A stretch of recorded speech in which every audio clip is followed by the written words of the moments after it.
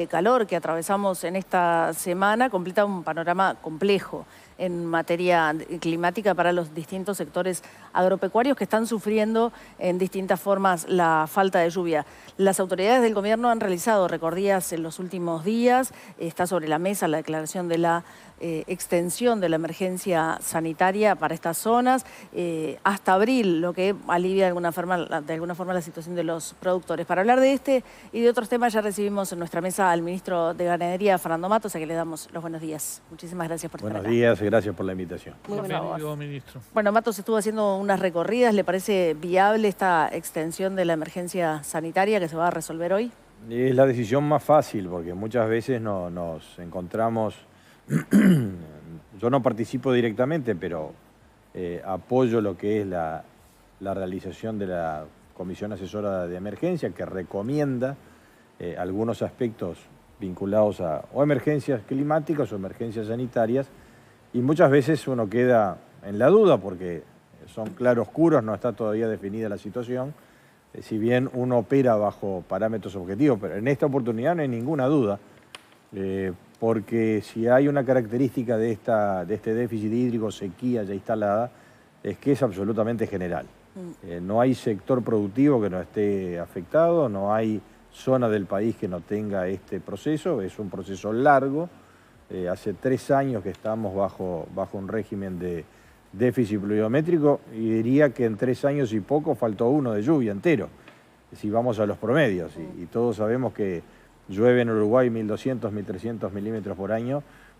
El año pasado cerró con un déficit cercano a los 600 milímetros, pero si vamos al acumulado del déficit de los 3 años, faltó un año de lluvia.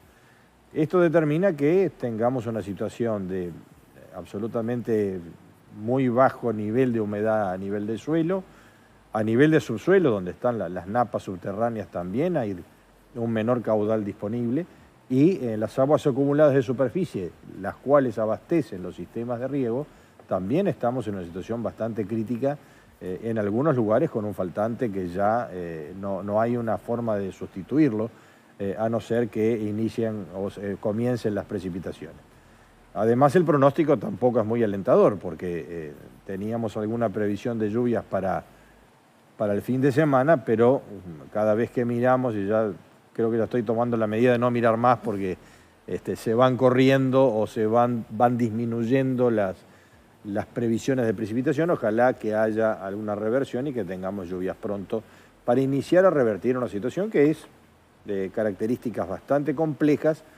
Hay una afectación de los sistemas productivos, va a costar revertir este aspecto y tendremos que, lógicamente, con la sensibilidad que tiene que tener un gobierno, estar cerca de los productores, escucharlos. Estamos saliendo esta tarde a recorrer 5 departamentos, estar en contacto con los productores, escuchar las propuestas, los planteos que pueden realizarse de parte del gobierno, que son paliativos para una situación general que afecta todos los sistemas y afecta a la economía y la propia sociedad.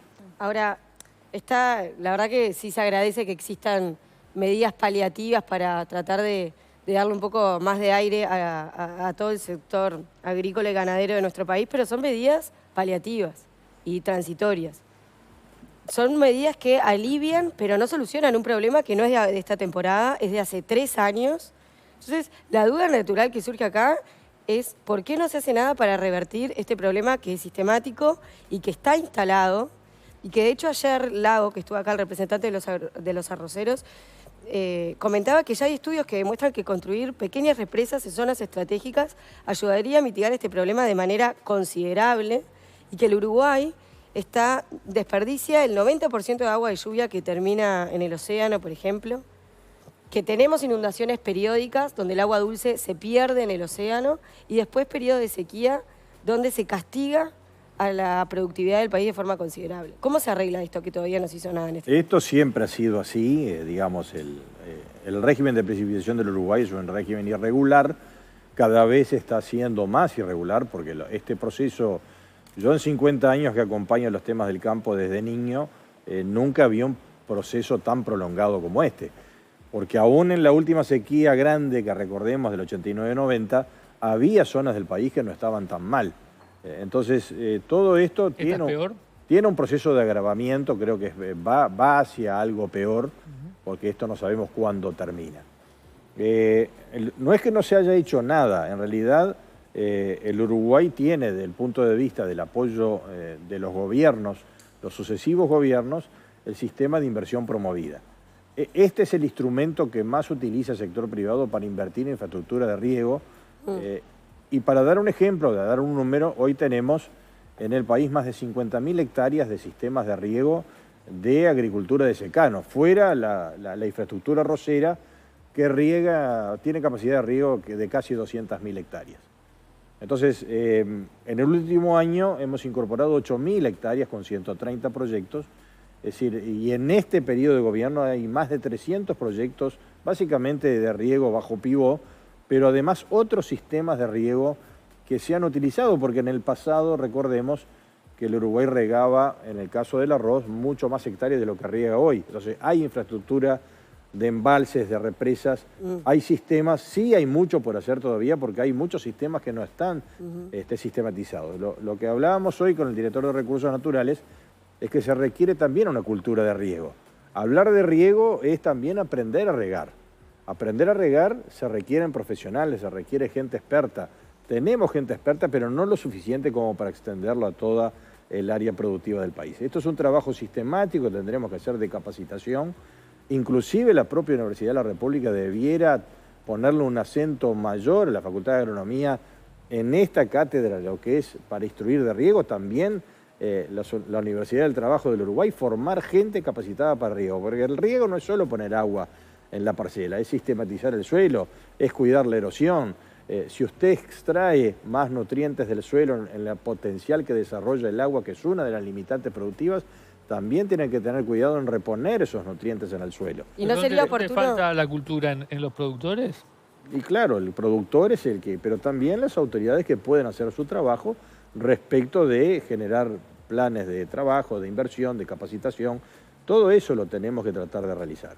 Nosotros recorrimos la zona granjera de Montevideo Rural y de Canelones, parte de ella, y realmente da lástima ver cómo sistemas que están establecidos se quedaron sin agua y los productores se quedaron con la planta, que se está priorizando la poca agua disponible para salvar la planta, pero ya perdieron la producción. ¿Por qué? Porque no ha habido agua suficiente para almacenar, son predios relativamente chicos, no hay capacidad de almacenamiento muy grande, las napas se han retirado, los pozos semisurgentes rinden mucho menos de lo que rendían. Sí. Es difícil frente a una situación tan prolongada de sequía, siempre hay cosas por hacer, siempre nos acordamos más de la sequía cuando está instalada y no cuando llueve, porque también es de la idiosincrasia del uruguayo que empezó a llover y nos olvidamos del problema. Claro, pero la situación ahora parece ser tan crítica que exige como un ritmo más acelerado para tratar de resolverlo. ¿El gobierno no entiende que sería prudente redactar un proyecto en la medida que eventualmente haga falta financiación, pedirle plata a los créditos multilaterales como el BID, la CAF, y realmente construir lo que haga falta para almacenar agua dulce y poder distribuirla cuando haya una sequía que corte la productividad del país? Yo creo que hay cuestiones que son de carácter paliativo, que es la coyuntura, es poder salvar los sistemas productivos y también la economía de los productores hasta por una cuestión social. Pero por el otro lado también tenemos que tener aspectos estructurales. Nosotros tenemos una estrategia de largo plazo de adaptación al cambio climático como una estrategia nacional que está llevándose adelante no solo por el Ministerio de Ganadería, pero básicamente el Ministerio de Ambiente, lo que son el Ministerio de Industria, el Ministerio de Transporte, que tiene que estar involucrado. Y yo creo que el Uruguay debe pensar en cómo adaptarse mejor a una realidad de cambio climático que está instalada, donde se requerirán infraestructuras importantes de inversiones que la sociedad deberá hacer. Tal vez con endeudamiento, eso se verá el mecanismo después más adecuado. ¿Pero tiene que ser con una visión a largo plazo o a corto plazo? Sin duda que tiene que ser a largo plazo, porque esto es una condición que todos dicen, los expertos en materia climática, aseveran que los procesos del cambio climático determinan episodios climáticos cada vez más extremos y más frecuentes. Eso quiere decir que podemos pasar de la sequía a la inundación. Desde esa perspectiva está claro. Lo que me refiero con el corto plazo es que se necesitan activar mecanismos estructurales que resuelvan este problema ahora. Porque la situación es crítica hace 3 años. Sí, más allá de que encontremos soluciones económicas para paliar. La solución estructural no se puede hacer de inmediato. Pero deberías, ¿no concuerda conmigo que habría que activarla? Tiene que obedecer un plan y ese plan se tiene que ejecutar. Por ejemplo, disponer de agua, aun cuando los reservorios de la zona metropolitana se está haciendo un proyecto respecto de Arasatí. Perfectamente podemos pensar de que puede haber una aductora paralela que venga con agua potable, también con agua para riego para alimentar los procesos, los reservorios que existen en la zona productiva de la zona metropolitana. Esto también es estratégico, pero acá sí falta la fruta y la verdura y las hortalizas, que son elementos fundamentales de la alimentación de los ciudadanos. Estamos dependientes solamente de la importación y ahí hay un tema de encarecimiento, un tema de impacto social, sí. Y además tenemos que tratar de preservar los esquemas productivos que son familias. Acá podemos decir muchas cosas, pero tenemos que sostener la familia en el campo, porque lo peor que nos puede pasar es que por una circunstancia climática de esta naturaleza tengamos pérdida de productores que migren de la zona rural a la zona urbana, donde Justamente, no solo perdemos desde el aspecto social, pero también desde el punto de vista productivo. He escuchado a algunos productores quejarse de que si quieren embalsar agua de algún curso de agua que dispongan, es complicado burocráticamente y el proceso es engorroso y lento para ellos. Hay un proceso de aprobación, porque tampoco podemos, frente a una dificultad, por más que tengamos que mirar hacia adelante con un aspecto estructural, hay toda una legislación que hay que obedecer, de carácter ambiental y de carácter territorial. Entonces, todos los procesos de embalses o de sistema de riegos deben de pasar por una aprobación de los recursos naturales del Ministerio, por el Ministerio de Ambiente y por la DINAGUA, básicamente, que es la que rige toda la política, porque si cada uno toma la iniciativa por cuenta propia, podemos estar perdiendo el aspecto colectivo, que también es del interés general. Por lo tanto, tenemos que, creo que desde el punto de vista de la estructura, primero tratar de generar medidas paliativas, que son básicamente alivios financieros, mejoras en las tarifas, cosa que el productor pueda sobrellevar esta situación y aliviarle la carga, porque ¿qué es el proceso? Eso es lo que se viene ahora. Eso es lo que se viene ahora, claro. ¿Qué es el proceso de la sequía? Tengo una reducción de mis ingresos como empresa familiar y tengo un incremento de los costos para poder sortear las dificultades, porque si mi chacra produce 40% menos, yo voy a tener mucho menos. Eso está clarísimo. Y después tengo que suplir y tengo que vivir hasta poder llegar al próximo ciclo productivo. Entonces, todo eso, que muchas empresas de gran tamaño lo pueden sustentar porque tienen espalda, hay muchos productores y por eso que las ayudas del Fondo Agropecuario de Emergencia apuntan al productor familiar, que es el más desfavorecido en toda esta ecuación. Más allá de esto, tenemos que tener un plan, como hemos dicho, del punto de vista estructural, pensando en lo que es la preparación y la adaptación de nuestro sistema, que debe ser mucho más resiliente frente al desafío climático. Y no es de dudar que dentro de 6 meses estemos hablando de inundaciones, porque es así lo que está funcionando el clima en este momento. ¿Vamos a hacer algo para almacenar, no tirar, no desperdiciar esa agua dulce? Bueno, ahí hay que promover aún más lo que son los temas de los embalses, que los tenemos en bastante cantidad y algunos abandonados en el país. Hay que poner a funcionar esos sistemas que están abandonados. Recordemos que hoy, por ejemplo, hay una cultura de riego que es fundamental, que es la cultura del arrocero. Tuvimos en una época inversiones que hizo la sociedad para estimular la construcción de los embalses, pero después resulta que el arroz pasó a ser un negocio muy limitado desde el punto de vista de la ecuación económica. Y hay muchos embalses en el país que están hoy abandonados, sin uso, y que podemos utilizar estos sistemas para regar y para poder dar garantías de producción para otros rubros. ¿Sería suficiente con reactivar esos embalses? No, hay que promover también la construcción. Están los instrumentos que son, ya digo, la inversión promovida, la ley de inversiones, que es la que estimula y genera exoneraciones fiscales a los productores y a la iniciativa privada que quiere invertir. Y reitero, tenemos 130 proyectos del año pasado, aplicados 8.000 hectáreas. Es un volumen muy importante, porque la gente se ha dado cuenta que el grado de exposición que tiene el productor a la intemperie, sin sistemas de riego que aseguren la posibilidad de enfrentar una situación como la que estamos viviendo, es cada vez mayor, y por lo tanto tiene que la gente que prepararse, y hay un estímulo de inversión en ese sentido. Le pregunto de la ignorancia, ¿dónde están esos embalses abandonados y en una situación de emergencia no se pueden usar ahora para tratar de...? Claro, pero transportar el agua es un tema que no es tan fácil, ¿no? Por eso digo, el riego a veces puede sonar como algo bastante sencillo. Acumulo agua y la distribuyo, pero el sistema de distribución de agua, sistematizar una chacra, llevar agua, porque también normalmente son canales a cielo abierto, hay sistemas de evaporación. Hoy los productores, nos comentaba ayer el propio Freddy Lago, que estuvimos conversando ayer, están hablando en 15 o 20% más de consumo de agua en esta estación. Por el calor. Es decir, inclusive hay sistemas arroceros que dependerán de que llueva algo hasta el final del ciclo. Porque es tal el consumo de agua por evapotranspiración que no estaba previsto, no estaba en los cálculos de nadie, que hemos pasado de un consumo 15 o 20% mayor de agua. Porque claro, todo el ambiente en general está seco. Pero reitero, pero eso sería una variable más incluso para tratar de aplicar cuanto antes medidas que puedan mitigar todo esto, medidas estructurales. ¿Vamos a escuchar medidas del gobierno en este sentido? Claro, pero claramente que estamos planteando, y como yo le decía, una obra de carácter estructural. El Uruguay se está preparando para abastecimiento de agua en la zona metropolitana. Eso es una medida estructural de este gobierno y que a veces escuchamos algunos cuestionamientos que no podemos comprender. Fíjese que donde vive el 60% de la población del Uruguay no puede más estar abastecida por el sistema tradicional de la cuenca de Santa Lucía. No es suficiente, porque de la misma manera que los humanos, por suerte, porque es un elemento vital para la vida, estamos consumiendo más.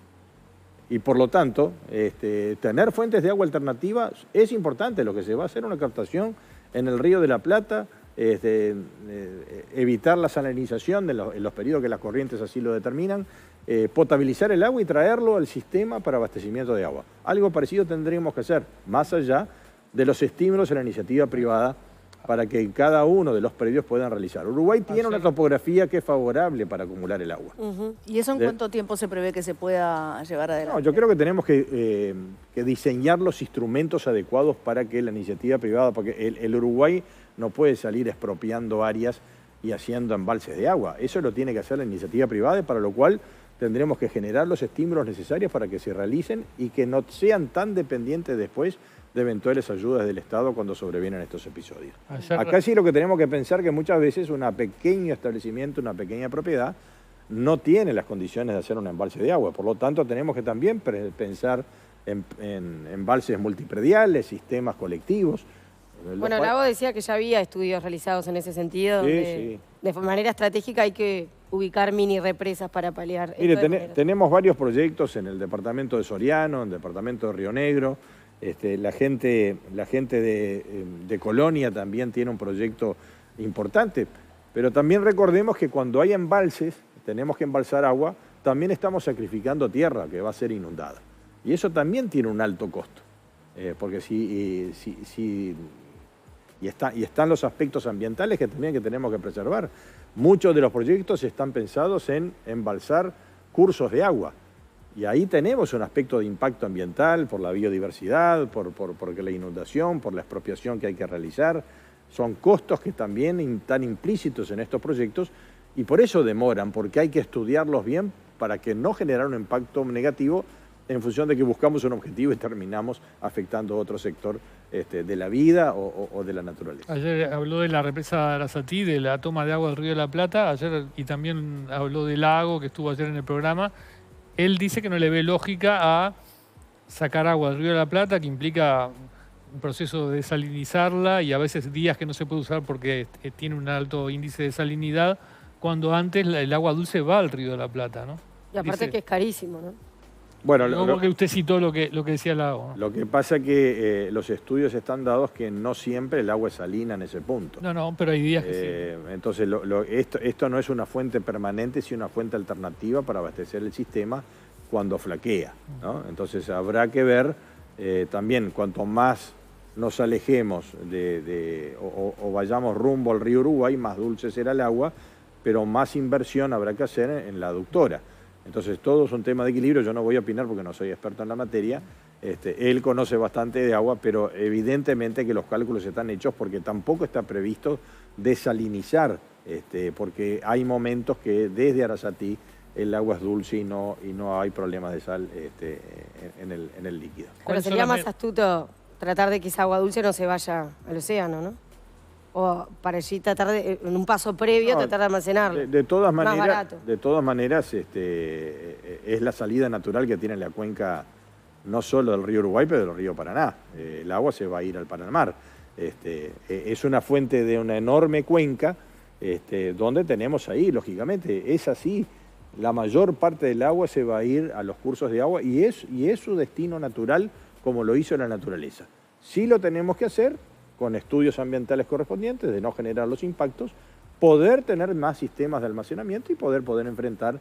Ahora, recuerdo, regar no es solamente embalsar agua.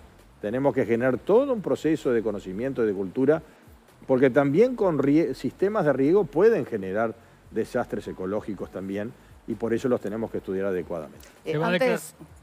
Antes de cerrar, usted mencionó a las frutas y verduras hace un ratito, y me gustaría saber, seguramente vamos a esperar frutas y verduras más caras, de menor calidad, con todo esto que ha pasado con la sequía. ¿Para cuándo se prevé que nos encontremos con eso? Siempre el término calidad es un término relativo, porque hoy tenemos una fruta de menor calibre, pero es muy dulce y la verdad que con gran sabor. Aquellos que tienen sistemas de riego tienen un calibre menor, que se hubiera llovido, pero tienen un buen calibre comercial. Mucha fruta donde el agua no fue suficiente no va a tener ni oferta en el mercado, porque está de tal manera. Nosotros hemos visto plantas donde la propia planta expulsa la fruta. La fruta se cae, está al pie del árbol, porque la planta no le da el combustible, digamos así, porque no tiene agua. Y eso es un quebranto productivo que va a determinar que va a haber menos oferta en el mercado. De todas maneras, la peor noticia que podríamos dar es que le vamos a abrir las puertas a la importación y vamos a terminar hundiendo al productor. El productor va a tener por lo menos un empuje de oferta importante en esta época, que no va a menoscabar el valor del mercado. La fruta tampoco ha subido tanto de precio y la verdura tampoco, pero es de esperar que podamos tener algún empuje de precio. Me queda la duda de quién es la responsabilidad de realizar este plan de acción con tiempos y asignaciones de trabajo para que estas reformas estructurales se lleven adelante. Acá tenemos que tener una estrategia desde el punto de vista del gobierno para estimular y en definitiva la inversión en el predio le corresponde al privado, sin perjuicio que podamos tener alguna estrategia de obra pública de lo que pueda ser fuentes de aprovisionamiento de agua alternativos, como puede ser tomar agua dulce del Río de la Plata. Eso puede ser una obra que es una idea que la vengo manifestando, que tendremos que hablar con el proyecto, ya está en andamiento. Esto es una idea que puede surgir, podrá ser viable o no viable, lo tengo que conversar todavía con los técnicos y con los demás ministerios, porque tampoco es competencia del Ministerio de Ganadería. Sí, lo que tenemos hoy es una necesidad de tener fuentes de agua adicionales a las ya disponibles y sistemas de riego que funcionan, que puedan ser multiprediales y que podamos sortear esta situación donde hemos visto lamentablemente, no que no se hayan preparado los productores, sistemas de riego que no tienen agua disponible para funcionar. Y eso realmente es una pérdida productiva, no solo para el productor, es una pérdida de riqueza para el país. Y tenemos que estar mejor preparados para el próximo episodio, y para lo cual sí creo que tenemos que tener un plan más desarrollado.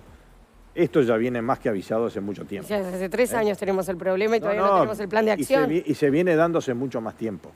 Lo que pasa que también es cierto que jamás hubo un tema tan generalizado como este y de tanta profundidad y tan extendido. Que en 3 años falte uno de agua, eso jamás ocurrió.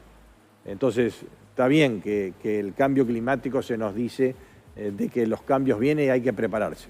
Pero hasta que no llega, la gente no toma conciencia en su cabal dimensión. Y creo que ahora tenemos que tener la oportunidad de generar esos planes estructurales que todos entendemos que tenemos que tener para estar preparados para la próxima. Hoy se va a extender la emergencia agropecuaria. ¿Qué medidas van a recibir hoy los productores? Hay un paquete de medidas. Ayer se reunió el comité en la Torre Ejecutiva, convocado por el secretario de la Presidencia y los subsecretarios de distintas carteras que tienen que ver con el tema. Presidente del Banco República, presidente de Colonización, hubo algunos anuncios ayer. Y vamos a seguir en este proceso, vamos a escuchar a los productores, vamos a evaluar los distintos planteos, pero básicamente lo que se requiere es un alivio financiero, nada de regalo, pero sí algunos corrimientos de pago, lo viene haciendo el BPS, lo van a hacer las intendencias con la contribución inmobiliaria.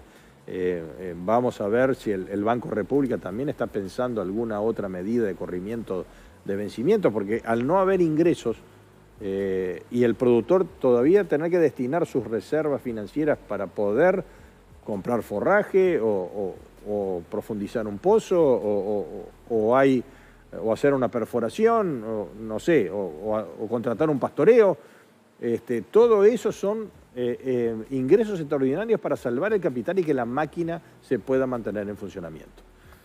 Por eso que los alivios son necesarios y creo que son oportunos y vamos a estar dando medidas. La declaración de la emergencia agropecuaria posterga por 90 días más la posibilidad que los productores se postulen a lo que son préstamos subsidiados que tiene el Fondo Agropecuario de Emergencia, que es un fondo definido por ley para esta finalidad y donde nosotros vamos a canalizar en la ayuda de los productores que decidirán cuál es su mejor sistema. Porque lo que cambia con este aspecto de crédito subsidiado es que cada productor decide lo que entiende que es mejor para él. La generalidad que había antes de, bueno, vamos a distribuir raciones, bueno, le puede servir a una parcela de productores.